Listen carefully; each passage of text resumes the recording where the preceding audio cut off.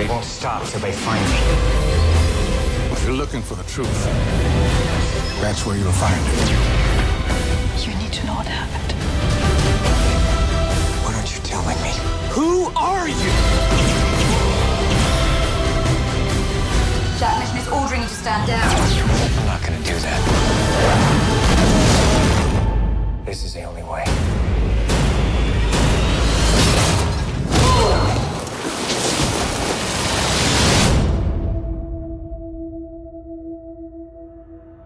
Hey guys, welcome to the Nerd Relay. I'm Tim. I'm Tom. And we are an effective team today. We're going to be talking about Oblivion. Starring Tom Cruise and a whole slew of other recognizable faces that we'll get into later Yes, on. indeed. Sounds good. Overall, what do you think of the movie? I gotta say, I really enjoy this movie. Me too. It was one of those few films that when I first saw it, I was skeptical. In fact, when I went and saw this in theaters, I was not looking forward to it. I was just like, there's nothing else to watch. Let's watch this. And we had just recently seen After Earth, which this movie shares a few things. Take a knee, cadet! Yes, but unlike After Earth, this one was actually good. Very good. And yeah, when I got done watching it the first time, I was just like, wow, I was surprised at how good that was. Yeah. So I can remember it because the first thing he did after he saw it was text me, "You need to go see Oblivion." yes. Oh, it just tickles your sci-fi nerd and it tickles that fancy you have, I think. Yeah, and that was one thing that I really enjoyed about was how it felt like one of those classic sci-fi films like Logan's Run. And it never lost that feeling, just maintained that the whole thing. Yes, and the overall just look and feel of the film, the soundtrack. Soundtrack is so good. It's a beautifully shot film. It's like Mass Effect meets Inception. Very, very good. Yeah, very good. So yeah, I guess we'll just start with well, I guess the story, since it's such overall story. Yeah, the overall story. What did you think of the overall story? Overall story? For the most part, I really liked it. You have a good, at least the first time I saw it, a very good unexpected kind of twist over, and that happens midway through when you find out there are no scavs. That was pretty good. But overall, you're better at describing the story, so go ahead and just discuss the story, and I'll comment on points. Well, yeah, for those who don't know, Oblivion stars Tom Cruise, and he plays a guy named Jack Harper, and he's essentially... Jack Reacher? Yeah, that was one thing we kept doing throughout this movie, which was just make references to all the other Tom Cruise movies. With horrible puns. Yeah, they were awful.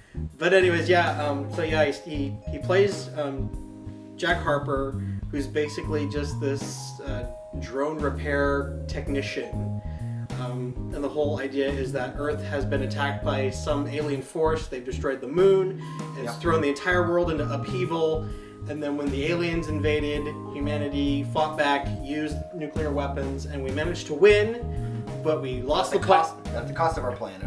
We lost the planet as a result. It's completely irradiated, and now Jack Harper and his partner Vika, who played her, was it? I forget her name. I always forget her name. It's I know who she is and I see her. Yeah, Andrea Riseborough. Andrea Riseborough, that's right. Yeah. She's not in much anymore, so you don't. At least not. I think she's been in a few things, just nothing major that we've seen. She's a good actress. But yeah, and they work together to oversee the water reclamation before they go to Titan, which are these giant, it's like, I don't know, storage containers that are just sifting water out of the ocean into this huge container. so that they can take it to Titan. Where humanity is supposedly gone after the Earth died. And overseeing them is the Tet, the giant space station shaped like a tetrahedron, where they have their mission control, and they're just kind of going through the day-to-day stuff while making sure that the remnants of the scavenger army, that's the scavenger army, it doesn't hinder operations. So it seems fairly straightforward. Okay, there's a weird alien thing going on here. We don't. One of the first things that they mention is that Jack and Vika are mind wiped. Yeah. For almost in the first line, he's like, it's been 50 days since the mandatory mind wipe. Exactly. So already, like, immediately this movie throws at you, okay, their minds have been erased, so things might not necessarily be true. Yeah. But I like that they're super upfront about that. It's not, they don't like add it in later like, oh, and they couldn't remember because their minds were wiped. It was like the very first part of the movie, he's like, yeah, we had our minds wiped, and he's just very okay with it seems like. Yeah, and it seemed like an understandable like thing to do in a situation like that, where it's like it's for a security measure. Yeah. We don't want your valuable memories being, falling into the hands of the enemy. Blah blah blah. Yeah. So for the most part, the established plot is fairly solid. Yeah. But of course, later on, as Jack is exploring the remnants of the old world, he eventually comes to learn that there are no scabs. There are no aliens. The only alien thing in the movie is the Tet. And he has these sort of backtrack a little bit. You only really start to question the movie when he starts to have these flashbacks of this woman that he sees on top of the Empire State Building in regular times, and you're like, why does he have these memories? And he kind of starts questioning, and then he moves on and starts. I think he becomes more curious. Well, he was always curious because he's always picking up books, and he has like his A Tale of Two Cities. Yeah, and he has this little cabin somewhere where the radiation hasn't touched anything. And yeah, he just collects all these bits of junk because he doesn't have anywhere else to put it. Yeah. And he still feels connected to the earth, and there's obviously like something bigger going on. He just doesn't know it. And then the scabs bring down a pod that houses human astronauts that have been in suspended animation since before the war. And one of them is the woman in his dreams, and it throws his entire world into question. And he eventually realizes that the Tet is the monster, and Tet's the enemy. And he's a clone. Yes, one of many Tom Cruises. Jacks. One of Tom Cruise doesn't matter. He pretty much plays himself in most movies. That's true. The guy with the big nose. Yeah, and he finds out. Yeah, it was all a lie and all a plot to steal Earth's water so that the Tet can use it to create hydrogen for its fuel cells. Yeah. Ultimately, it's just a giant machine trying to survive, and it uses resources for that. It uses clones of Tom Cruise and Andrea Riseborough, and it's up to him to save the day and save humanity. And it's about that point where when you're watching the movie the first time, you're just kind of going along. But when you do repeated viewings, this is definitely one of those movies where the twist kind of falls apart. It does, because a lot of like logical things that you think should happen really don't. Like when he finds his wife, who's one of the astronauts and is the woman that he's been seeing in his visions, when he picks her up and saves her. Not once does she try to talk to either of them because they're both from her point of view, she's just woken up and her two co-pilots are there, and it's like, what happened on the mission? She doesn't ask these questions. I mean, she just kind of looks at him like, this is weird. Yeah, this is weird. And of course, it's like immediately she knows that something is up because they're like introducing themselves and they're acting like they don't know her. Yeah.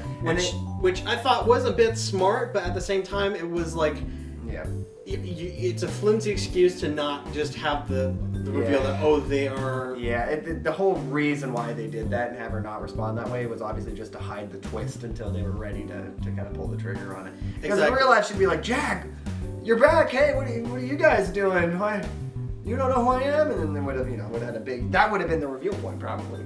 Yeah. So definitely, this movie is not perfect by any means. I mean, I love it because it's just so much fun. It feels like a classic sci-fi film. It borrows a lot from other movies, which I would argue are better. Yeah. But this movie still manages to it has a charm to it. It does, and it maintains that charm even with its sometimes flimsy plot points. It maintains its charm mostly throughout the movie. Yeah, and I think it helps that Tom Cruise is really good in the movie. Yeah. The other actors in the movie are really good. I mean, you have Morgan Freeman. Yeah. You have I don't know how to pronounce his name. I think it's like Nikolai Coster-Waldau. Is that long-haired guy? Yeah, who a lot of people know is Jaime Lannister from Game of Thrones. I'm just gonna call him Jaime Lannister through the rest of the It's easier to review pronounce. because it's easier to pronounce. Exactly. And you have Olga Kurylenko. Kurylenko. Great actress and Yes. model. Not the best, but she's good. Yeah, I mean she does well.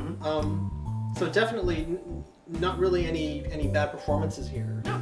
I think overall for the plot points that come in that are weak, the performances outshine that. You're like, oh, that's kind of flimsy. Okay, I'll keep watching. You know, Yeah, I would argue that this movie is also it's one of those movies where it is more style over substance. It is, but the style is good enough so that it doesn't feel like it's a completely heartless film. Yeah, It still has, again, it has that charm. Yeah. And it has some good emotionally poignant moments. Exactly, throughout. and it helps that you have an amazing soundtrack. Oh God, the soundtrack is so good. There's points in this movie where there's just like these nice little keyboards, like boom, boom, boom. If you've ever played Mass Effect, it sounds just like that. Yeah, if you're a fan of games like Mass Effect, you'll definitely enjoy this movie just for the score alone. Yeah. I think it was M83 who did the. Yeah, I believe so. Yeah, they did the score, and it's a fantastic sci-fi synth score. Yeah. The sound design in general is probably my favorite part of this whole movie. You have a great soundtrack, great ambient sounds, and then the little robot drones that fly around sound excellent too. I love their little like wah. Yeah, they were kind of like little mini Reapers. Yeah, they kind of are like little mini Reapers, like little round, almost cute Reapers sometimes. Exactly. That rip things to shreds. Yeah, and kind of going off of that, like you like the sound design. I loved the cinematography. It's just a beautiful film to look at. Every image is crisp and clear. The landscape shots are wonderful. Yes, a lot of this film was shot in Iceland, yeah. where a lot of really just amazing scenes in films have been. I mean, Interstellar had a lot of that. A lot of the ice planet in Interstellar was in Iceland. Yeah. It had it was like the same area where they shot at the beginning of Batman Begins. Yeah. And it It's just a looks gorgeous place. Yeah, Prometheus is another example of just a movie that looks really good. Yeah. And Iceland, the location, Yeah. they just embrace the beauty of the location. You have these sweeping vistas, and they do a great job of making it feel like it's post-apocalyptic. You see that big craters that are surrounded by big craters that are surrounded by buildings. The buildings have been covered over with so much earth that they behave like canyons. Waterfalls are coming out of windows. You have like Super Bowl stadiums that are just look like big craters. Kind of going off of that, that was one of my favorite bits of CGI trickery was the fact that is an actual volcanic crater. Yeah. They just CGI'd the stadium into it. And what a great way to do that, to keep that realism when you're looking at it, that it actually is a crater. You don't have that, jarring, that's. It is, and it's very beautiful to look at. Yeah. The special effects in this movie are definitely top notch. Yeah, top When was notch. this made? What was the year? I believe it was. Well, I think it's on the box, Say. right? Let's see. I think it was 2012, 2013. The cut right here it says 2013, so probably 2012. 2012. Probably should do more research before we do these reviews, but I don't know. Yeah, This is next time. off the cuff kind of stuff. Anyways, but yeah, so very very solid film in terms of visuals. Yeah. Of course, the director. Wow, and I need to look up the director's name. Joseph Kosinski. Yeah, Kosinski. This is a movie filled with hard to pronounce names. That's not too hard. Yeah. But anyways, who many people may know directed Tron Legacy. Fuck that movie. Yeah, that's a story for another time. We'll just put a pin on that, saying I nearly died watching Tron Legacy. And that's a story for another review. Yeah, we'll talk about Tron Legacy later at some point. But you have this movie just.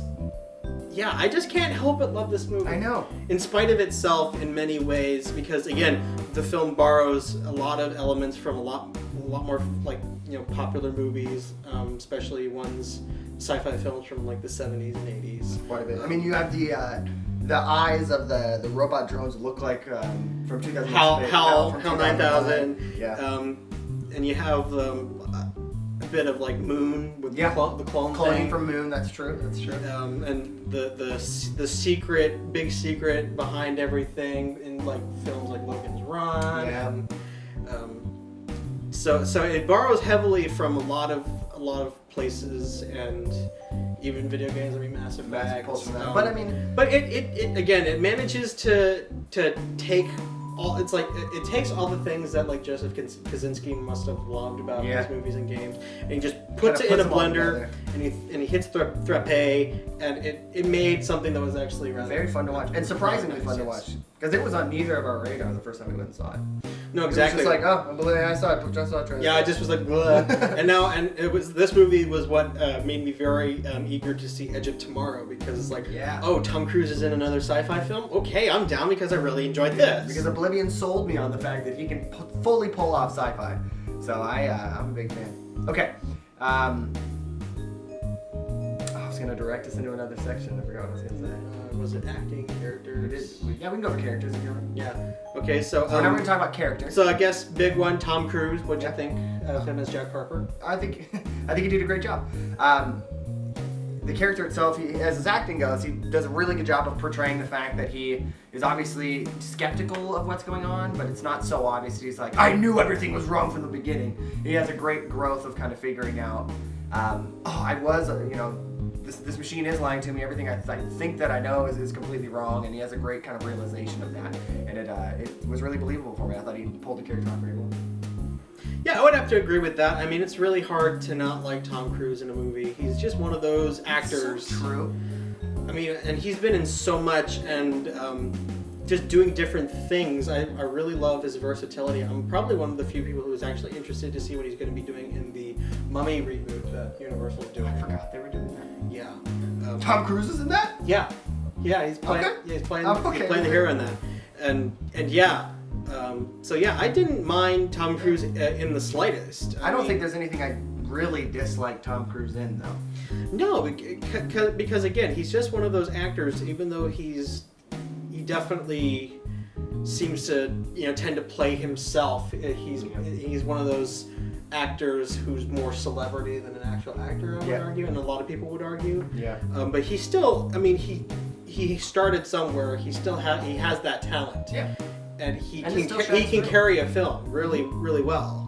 And this is one of those examples where he does carry the film extremely well. Very, very well. Andrea Riseborough, I guess. The writer? She's... as Vika. Vika. I don't dislike her at all. She's probably my least favorite character in the movie just because she's so black and white. The way that she's written is so black and white. She's like the by the book, by the rules, and is. Well, it's a good contrast between I know. Between Tom Cruise and Jack. They need to do it because they have that point later on in the movie when he uses that against her so that she leaves so he can sneak out at the end. Yeah. So it's fine, but just that character in general, I guess I get annoyed when she's like, no, we can't do that. It's against the regulations. Oh, well, it's against the regulations. Let me throw your plant off this thing because it's against the regulations. I'm like, whatever. Not that it's bad, but she's probably my least favorite part of the movie. She pulls off her character very well and acts her character very well.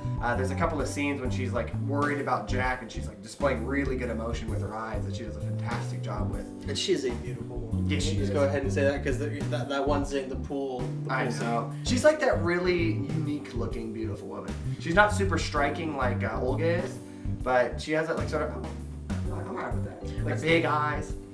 I'd say I preferred her over Olga, although that's one way or another. I don't really care. Yeah. They're both gorgeous women. Yeah, Tom Cruise gets to do both of them, so. But yeah, I liked Vika probably more than you did. Yeah. Because I understood the point of her character. Yeah. Again, being the foil to Jack's maverick ways.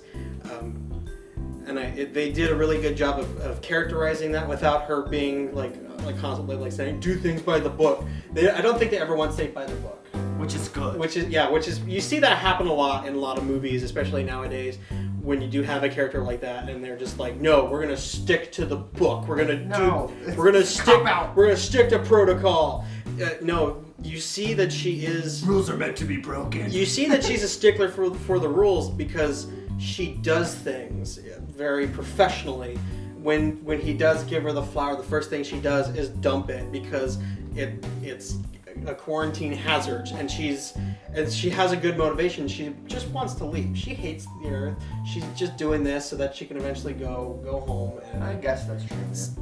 So it made sense, and which I felt was why it made it all the more tragic when things went to shit, and she ended up sticking the drone on herself. Oh, Tom yeah. Cruise, because she's been holding on to this idea like, I'm gonna go to Titan and I'm gonna be able to enjoy the rest of my life, and I have something to look forward to that isn't being stuck in this stupid tower all day. I guess that is true. That scene in particular, when she gets blown away because of her own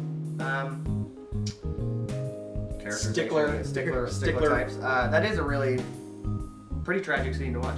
So I guess maybe. Yeah, I felt very sad, even though like she is definitely kind of an opposition against Tom Cruise. Yeah. Especially once. Except for when they're in the pool, she's not in opposition. Well, again, it's around the time when Olga Kurylenko's Julia is her name in the movie. It's only until Julia shows up where things really start to nag at her. I got the impression that like maybe she did have like an inkling of like memories like he did, but she just remembered like she has him because she's immediately jealous of him of her. And I got the impression like that's like because she kind of subconsciously knew as well. And I got the impression, especially like when you do see the flashback where it's the original Jack and Vika, that she might have had a bit of a thing for him. There was that moment when he like looks over and she's like really close to his face. She's like, "Oh, one for the books." Yeah, maybe they had like a bit of a sexually tension relationship. Yeah, so you can kind of feel that, and like you could get the impression like that's what what the tech used to program her. Like she's devoted to him because she has that connection, and it just kind of shows how malevolent and devious the Tet is, and that it's able to convince her that of all of this, whereas he can't be fully convinced because he still has that connection to Julia. But yeah, I thought that was a very sad moment when Vika gets killed. Yeah. I would love to see. I don't know. I wouldn't want to say a sequel because you couldn't really do anything with a sequel. But I would love to see maybe like what would happen like after the end of the movie. Maybe like an epilogue. Like because you gotta imagine, because again there are clones. You see two versions of Jack and Vika in this movie, and it's 4-9 and 5-2. So at the very least there's like 52 clones of Jack and Vika on the planet. Well, maybe how do they react when they see that the Tet has blown up? Trying to think about that. I kind of thought they went through that many because they were either like died or like were insubordinate or something. I think it was just the installations. Like they were at installation 5-2. He was at installation 4-8. Oh, maybe so. So. Oh yeah, the rest of them were looking up like. They're just like, what happened? No! All those people! Yeah, and they're just like completely lost. Like, there's a lot of like, the whole Endor Holocaust type stuff going on, but it's like because there are at least like 53 other versions of Jack and Vika that are totally losing their shit right now. And if not losing their shit, then Jack is having flashbacks to Julia, and they're all gonna show up at the house. He's like, I'm home, baby. Who the fuck are all you people? It's like Julia's best dream. And Vika's worst nightmare. Yeah, true. Yeah, Oblivion 2, Hell Hath No Fury, like Vika scorned. Oh god. Just an army of Vikas just like, Jack! But yeah, so I think that, again, segueing into... premise you just came up with. Julia. What'd you think of Julia? I like Julia. The few things I've seen Olga in this and Hitman, I think, maybe one other thing. I don't dislike her at all. I think she's a good actress. Julia, the character is good. She comes in, other than the fact that she has the glaring issue of not speaking up when she's first awakened and be like, Jack, you're my husband, what's going on here? If you just ignore that and get to the fact after those points, I think she does a great job. Yeah, I mean, And she obviously she very much shows that she very much loves Jack. Even to the point where she's like, let's just go together then. I've been in cryo for this long. Like, yeah, she's willing to blow herself up Yeah. to save humanity if she's with her husband. Yes. I didn't hate her. I didn't think that there was really much for her to do. She was definitely just... She was just a plot device. She was a plot device, but again, it's not that big of a deal.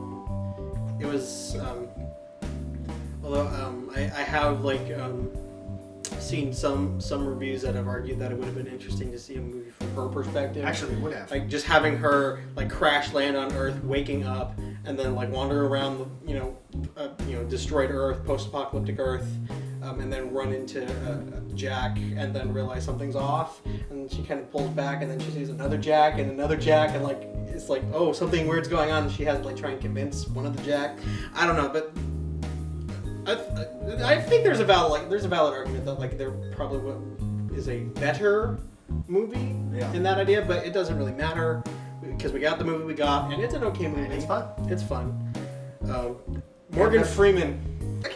It's Morgan Freeman. Everybody loves Morgan Freeman. It doesn't matter what he does. He can be in Ben-Hur with dreadlocks, and I'm gonna like Morgan Freeman in it. Oh God! Which if you've seen that trailer, he looks hilarious. That's another. I'll be sure to put a picture up. Yes, please. No, Morgan Freeman always acts the same character, and I always like it.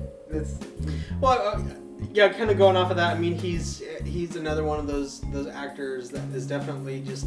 He's more celebrity. He's more celebrity than actor at this point. I mean, and again, he's a good actor, but this is just like another typical Morgan Freeman performance.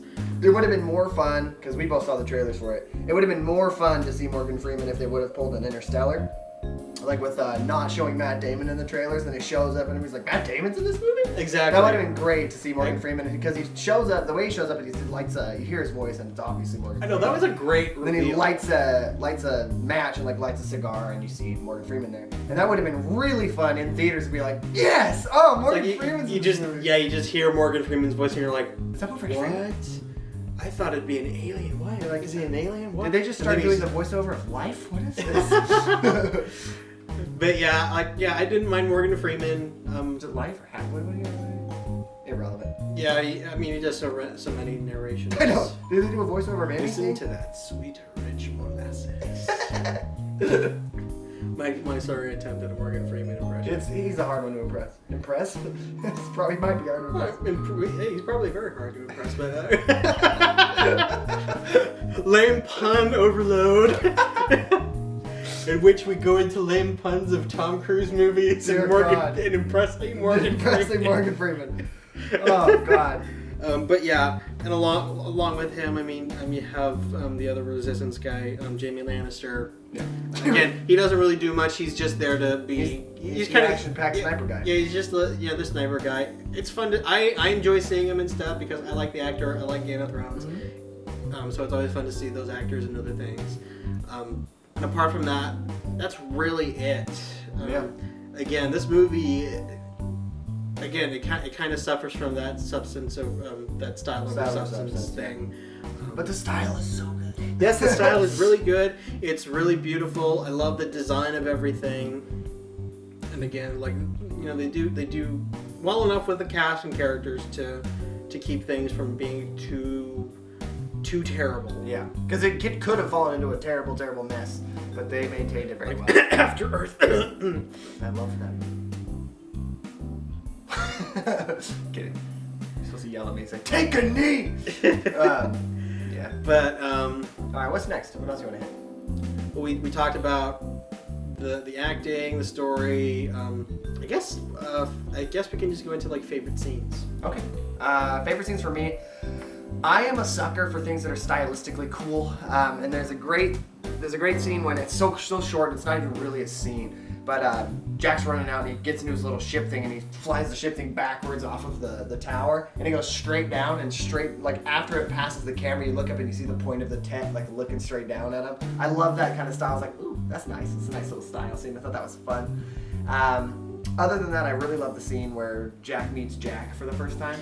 That's a good scene. It's a fun little reveal. Once I saw the ship landing, I was like, oh, it's clones. was okay, but that's fine because you get a great sense of them trying to figure each other out. And there's a little bit of characterization differences between the two Jacks, and then you have that awesome where they're both under the gun, go over and shoot.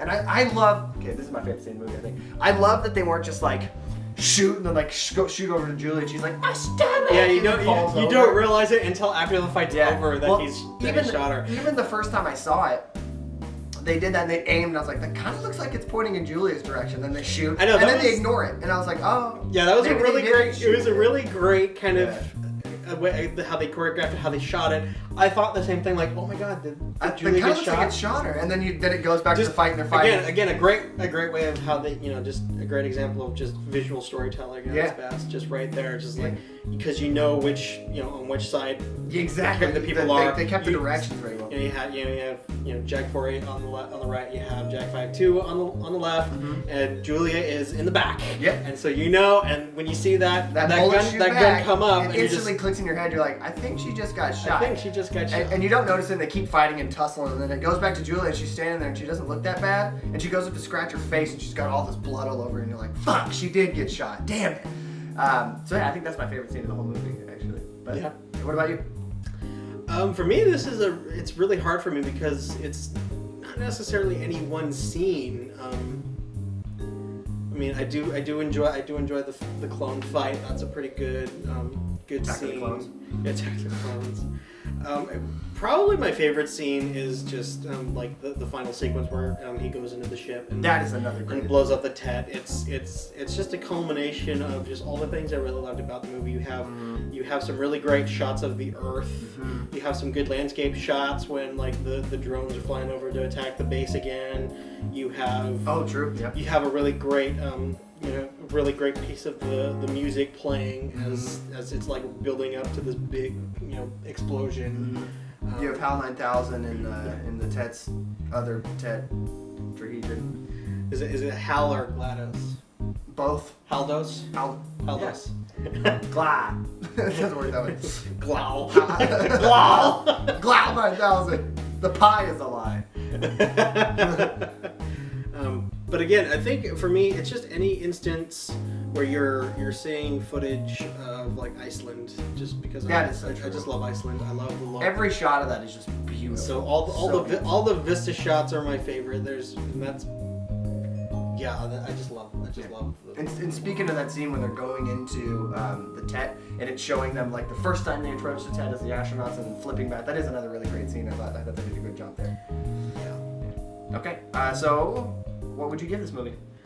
I would give this movie probably 3.5 stars out of 5 because there's still some flaws that keep it from being like a good movie where I could give it a 4, but it's definitely not like a solid 3. It's manages to squeak in. Just it's above the common file for me. Yeah. So yeah, 3.5 stars. 3.5 stars out of 5 for me. What about you? I would completely agree. There's 3.5 stars is the perfect way to describe this movie.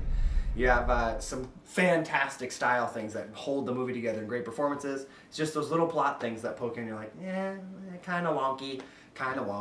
But overall, it's definitely worth a watch. Very fun. Just good movie in general, I think. Yeah. So 3.5. So 3 out of 5 or 3.5 stars out of 5. 3.5 stars. 3.5 stars out of 5 and 3.5 stars out of 5. There we go. Okay. Thank you all for watching. This has been the Nerd Relay. I've been Tom. I'm Tim. And we'll see you later.